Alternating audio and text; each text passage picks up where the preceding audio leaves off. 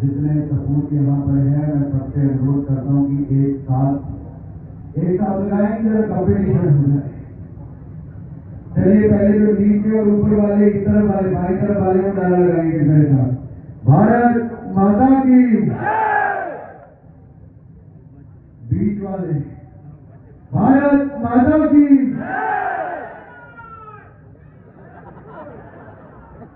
दाहिने वाले भारत माता की।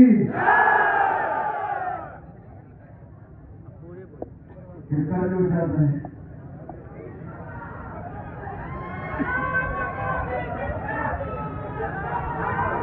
अब जब चुनाव आएगा तो हम ये नहीं कहेंगे कि इसके कार्यकर्ता या उसके कार्यकर्ता, सब भारतीय जनता पार्टी एनडीए के कार्यकर्ता के रूप में इकट्ठे मिलकर जोड़ लगाएंगे और हर तरफ कमल कमल कमल कमल का फूल ही खिलाएंगे।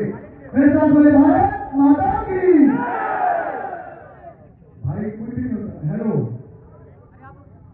मेरे भाई, जितनी फोटो बोलो मैं उतनी खिंचवाऊंगा। आप फोटो वाले बंद कर क्या कुर्सी पर जा था अपने मन से? हम भी सारे काम छोड़ के आपके लिए आए। फोटो भी होगी, जितनी देर बोलोगे उतनी देर फोटो हो जाएगी, लेकिन पहले आपकी ताकत दिखनी चाहिए। मैं मोदी जी को जाके बताऊं तो सही, भागलपुर वालों ने मंच क्या बनाया है, तो मंच और सभा में बस सभी एक साथ भारत माता की। जिसके हाथ खड़े नहीं हुए समझिए उसकी आवाज नहीं निकली। दोनों मुठियां बंद करके बुझाएं उठ करके मेरे साथ बोले भारत माता की। कैमरा नीचे की और वाले देखिए क्या कर रहे थे। भारत माता की, भारत माता की, भारत माता की। वंदे वंदे वंदे। भारतीय जनता पार्टी जिंदाबाद, भारतीय जनता पार्टी जिंदाबाद, नरेंद्र मोदी जिंदाबाद, नरेंद्र मोदी जिंदाबाद, विजय सिन्हा जिंदाबाद, भारतेंदु मिश्रा जिंदाबाद, युवा मोर्चा जिंदाबाद।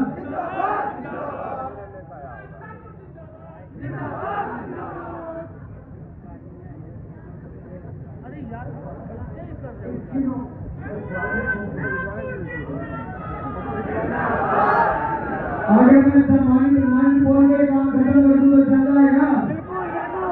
सम्मानित मंच हमारे सभी आदरणीय योग्य नेतागण, सभी चुने हुए प्रतिनिधि, आदरणीय योग्य मेरे साथियों, पूरे विश्व में और पूरे विश्व को जो गणतंत्र का अमूल्य उपहार देने वाली इस बिहार की धरती के अपने भाई और बहनों को मैं प्रणाम करता हूँ, प्रणाम करता हूँ।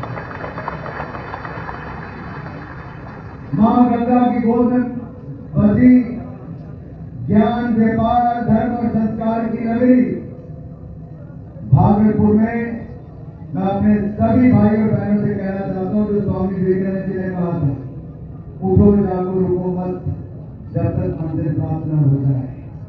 और हमारी मंजिल है विकसित भारत बनाने की, और विकसित भारत बनाने का रास्ता विकसित बिहार से निकलता है, और विकसित बिहार बनाने के लिए एनडीए की सरकार बनाने से ही रास्ता निकलता है। मेरे साथियों, सिल्क सिटी की ये ऐतिहासिक धरती, अंग महाजनपद की राजधानी चंपापुरी का अंश है, जो प्राचीन काल में पूर्व का एक व्यापार का बड़ा केंद्र था। ये धरती जैन धर्म के 12वें तीर्थंकर वासु पूज्य जी की जन्मस्थली भी है। ये धरती ऐसे संत बाबा भोलानाथ, मां मनसा और मां विषय की धरती भी है। मेरा गले खराब है। ये धरती देश के पहले आदिवासी क्रांतिकारी बाबा तिलक मांझी की धरती भी है, और आज उनके चरणों में मुझे प्रणाम करने का अवसर भी मिला है।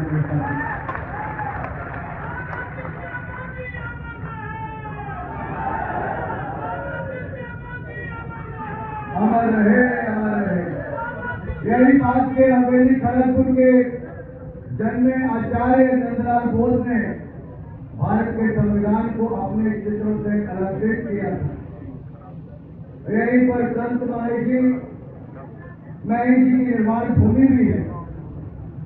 और साथियों, महान सम्राट अशोक की पूज्य माता जी का जन्म भी यही हुआ था। देश की पहली महिला ग्रेजुएट और वेस्टर्न मेडिसिन की प्रैक्टिशनर डॉक्टर कादम्बरी गांगुली का जन्म भी इसी भागलपुर में हुआ था। लेकिन आज बिहार की धरती पर आने पर मुझसे सबसे पहला सवाल पूछा गया मीडिया के मित्रों द्वारा कि राजद और कांग्रेस के नेताओं ने एक बार फिर प्रधानमंत्री नरेंद्र मोदी जी की माता की आलोचना की है, गाली निकालने का काम किया है। क्या प्रधानमंत्री जी की मां को गाली देना शोभा देता है? क्या किसी भी मां का अपमान शोभा देता है? क्या कांग्रेस ने और राजद ने गलत किया? भाई बिहार की जनता को जोर से बताना पड़ेगा, गलत किया कि नहीं किया? बिहार की जनता के संस्कार नहीं है। बिहार तो सम्मान करता है मां का। और बिहार की धरती उन पार्टियों को माफ नहीं करेगी जिन्होंने प्रधानमंत्री की स्वर्गीय मां का अपमान किया, उनको गाली दी हो। इस बार वोट की चोट ऐसी देंगे कि मां का अपमान करने वालों को करारा जवाब देना। कला, साहित्य, शिक्षा, अध्यात्म हर क्षेत्र में अपनी अमिट छाप छोड़ने वाला ये भारत की भूमि, ये बिहार की धरती। और मैं तो कहूंगा जहां महान विभूतियों ने जन्म लिया, हमें संविधान देने वालों से लेकर हमें स्वतंत्रता दिलाने वालों से, और यहां तक कि जब इमरजेंसी का काला अध्याय देश ने देखा तो इमरजेंसी के खिलाफ भी आवाज कहीं से उठी। देश के किसी राज्य में सबसे ज्यादा युवाओं में उफान था और सरकार के खिलाफ किसी ने आवाज उठाई थी तो वो भी बिहार की धरती से बिहार के युवाओं में उठाई जाती। लेकिन बीच में झारखंड एक ऐसा भी आया, एक वो दौर था जब बिहार के चलते पूरे देश भर में लूट, हत्या, अपहरण, डकैती और बैलेट पेपर चोरी करने के और पुलिस को लूटने के आते थे। जंगल राज था तो किसकी सरकार में था? जंगल राज किसकी सरकार में था? अरे जोर से बोले, जंगल राज किसकी सरकार में था? मैं युवाओं से इसलिए कह रहा हूं कि मेरे युवा साथियों, एक पीढ़ी को गैप पड़ गया।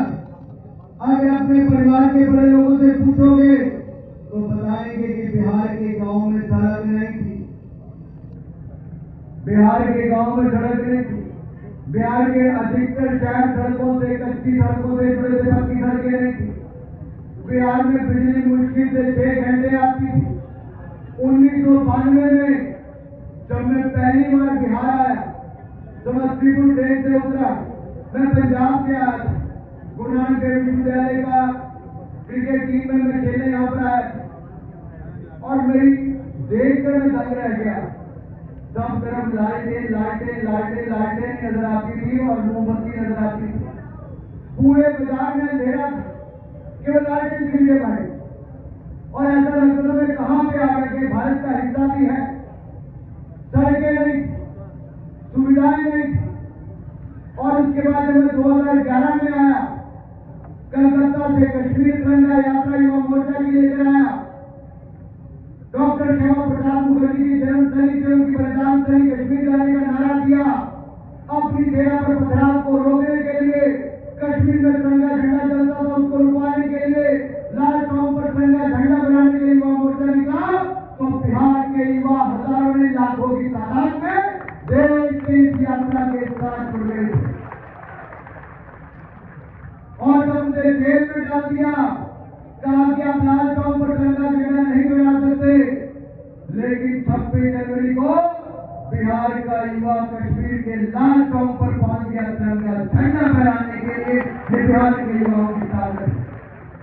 साथियों, आपकी ताकत से देश में मोदी सरकार बनी और 5 अगस्त 2019 को जो हमारी कई पीढ़ियों ने संघर्ष और यात्राएं की, सदा सदा के धारा 370-35 को खत्म करने का काम किया तो नरेंद्र मोदी की सरकार ने किया।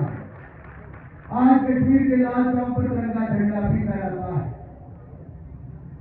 आज हम गर्व से कहते हैं भारत माता की जय, कश्मीर के कोने कोने में करते। आज जम्मू कश्मीर सही मायने में भारत का अभिन्न अंग बना है। मैं युवा साथियों